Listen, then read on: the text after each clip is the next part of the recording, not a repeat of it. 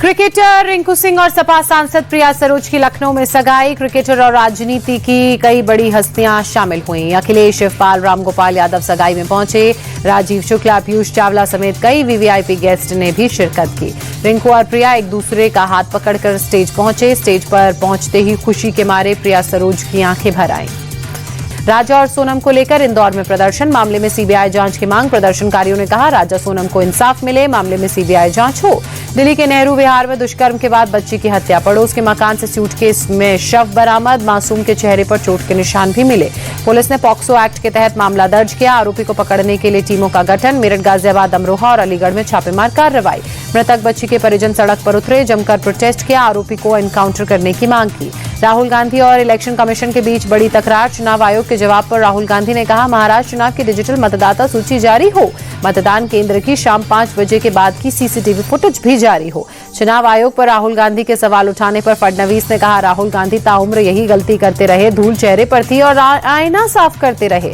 CM Devendra Fadnavis ने अखबार में लेख लिखकर कहा, जिन्हें जनता ने नकारा वो जनता के फैसले को चुनौती दे रहे हैं, ये लोकतंत्र का अपमान है। सीएम फडणवीस ने ईवीएम में गड़बड़ी के आरोपों का खंडन किया। बोले, ईवीएम को लेकर राहुल गांधी के सभी आरोप निराधार। चुनाव आयोग निष्पक्ष और स्वतंत्र चुनावी प्रक्रिया में कोई गड़बड़ी नहीं। फडणवीस ने राहुल गांधी पर निशाना साधा। बोले, राहुल अभी तक हार को स्वीकार कर नहीं पा रहे। हार का दोष चुनावी प्रणाली पर न मढ़े, लोकतंत्र में हार जीत का फैसला जनता करती है। राहुल गांधी के बयान पर केंद्रीय मंत्री गिरिराज सिंह का पलटवार। बोले, राहुल गांधी ने बिहार में अपनी हार मान ली है, बिहार की जनता एनडीए के साथ है। राहुल गांधी के बयान पर शहजाद पूनावाला ने कहा, जिन्होंने असंवैधानिक संस्थाओं की हत्या की हो, उन्हें दूसरों पर मैच फिक्सिंग का आरोप नहीं लगाना चाहिए। बिहार में चुनाव हारने वाली है Congress.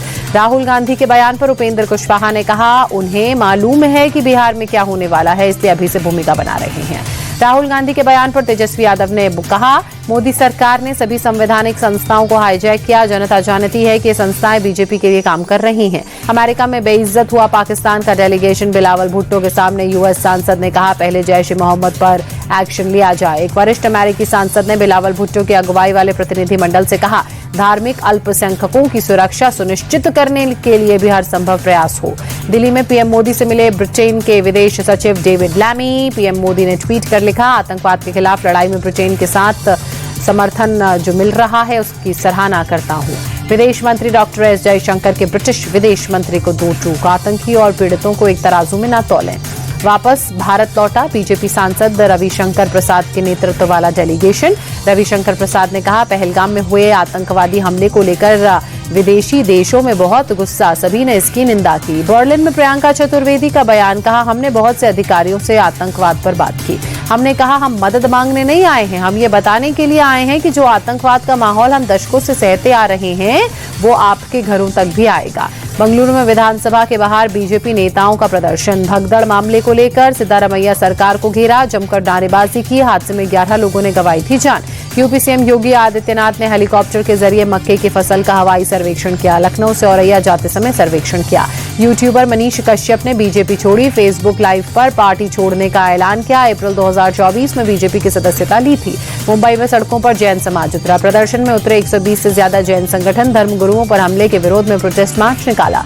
Army chief General Upendra Dwivedi Kedarnath Dham पहुंचे। मंदिर में पूजा अर्चना कर दर्शन कर बाबा केदार का आशीर्वाद लिया। मणिपुर के 5 जिलों में 5 दिन के लिए मोबाइल इंटरनेट सेवा बंद। इम्फाल पश्चिम, इम्फाल पूर्व, काकचिंग समेत 5 जिलों में कानून व्यवस्था के चलते प्रशासन ने इंटरनेट सेवा बंद की। अमृतसर में एक पेंट फैक्ट्री में भीषण आग। आसमान में छाया धुएं का काला गुबार। लाखों का माल जलकर खाक, भारी नुकसान।